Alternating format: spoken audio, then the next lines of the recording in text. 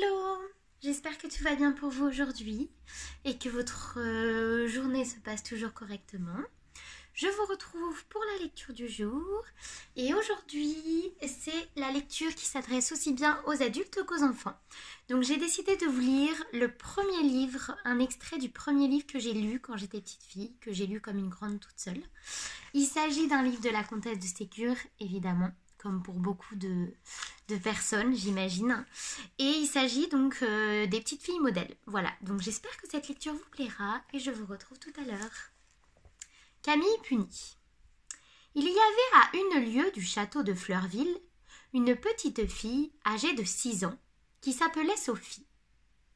À 4 ans, elle avait perdu sa mère dans un naufrage.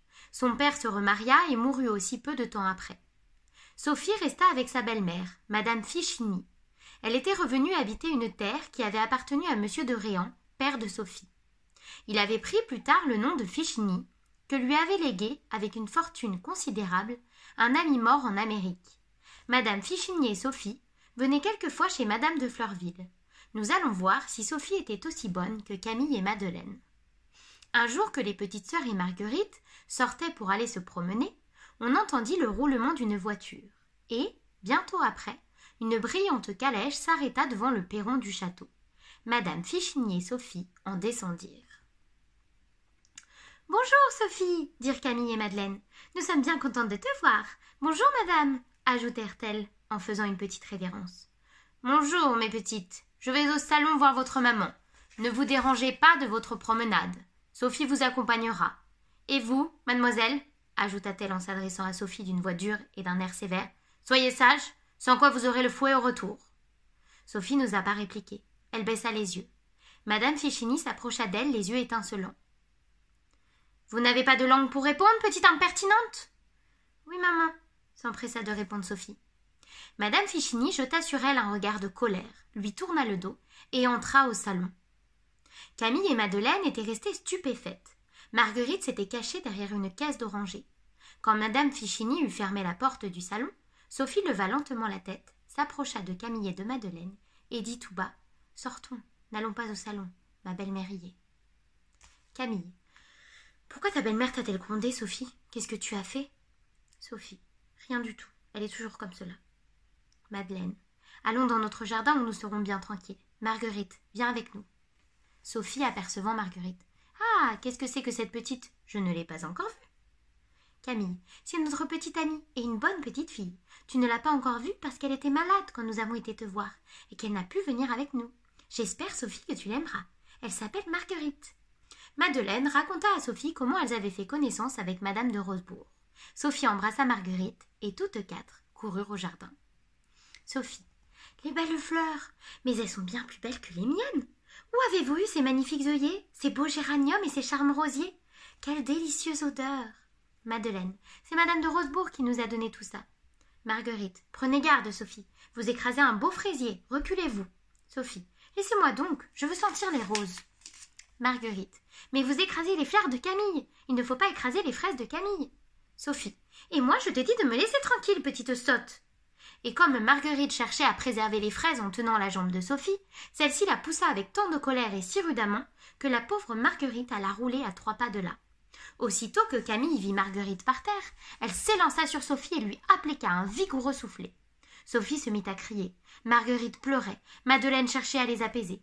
Camille était toute rouge et toute honteuse. Au même instant, parurent Madame de Fleurville, Madame de Rosebourg et Madame Fichini.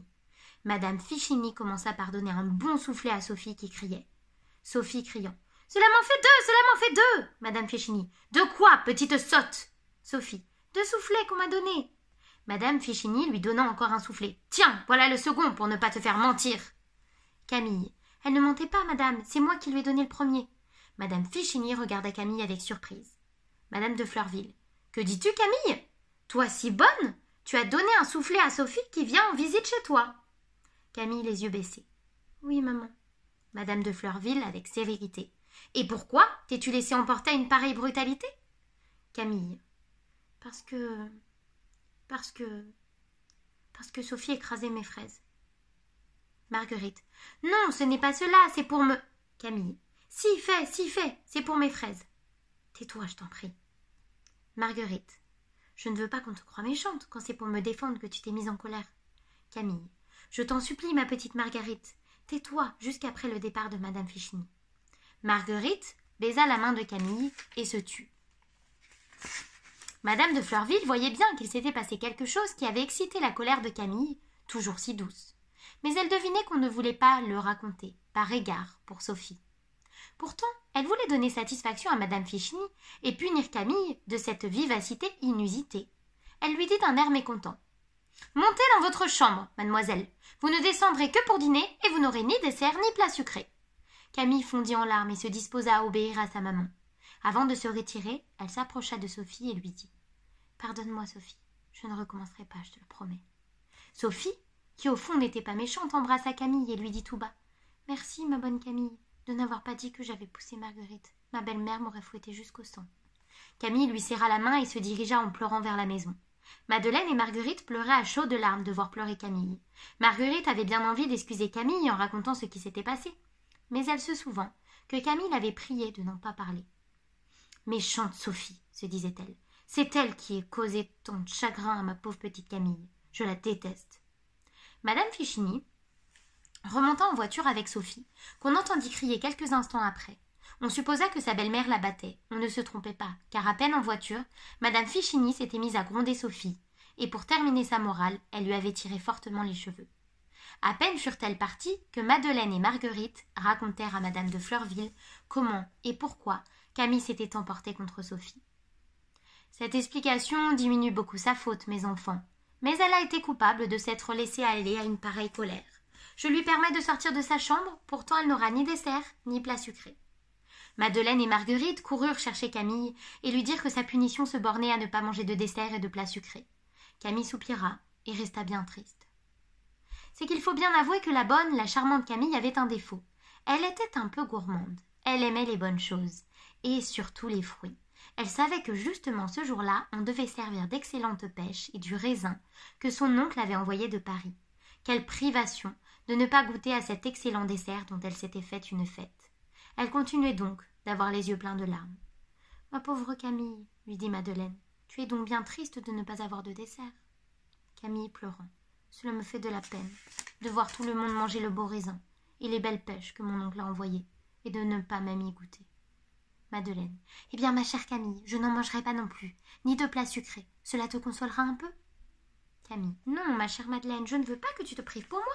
Tu en mangeras, je t'en prie. » Madeleine. « Non, non, Camille, je suis décidée. Je n'aurai aucun plaisir à manger de bonnes choses dont tu serais privée. » Camille se jeta dans les bras de Madeleine. Elles s'embrassèrent 20 fois avec la plus vive tendresse. Madeleine demanda à Camille de ne parler à personne de sa résolution. « Si maman le savait, dit-elle, ou bien elle me forcerait d'en manger, ou bien j'aurais l'air de vouloir la forcer à te pardonner. » Camille lui promit de n'en parler pendant le dîner. Mais elle résolut de raconter ensuite la généreuse privation que s'était imposée sa bonne petite sœur, car Madeleine avait d'autant plus de mérite qu'elle était comme Camille, un peu gourmande. L'heure du dîner vint. Les enfants étaient tristes toutes les trois. Le plat sucré se trouva être des croquettes de riz que Madeleine aimait extrêmement. Madame de Fleurville.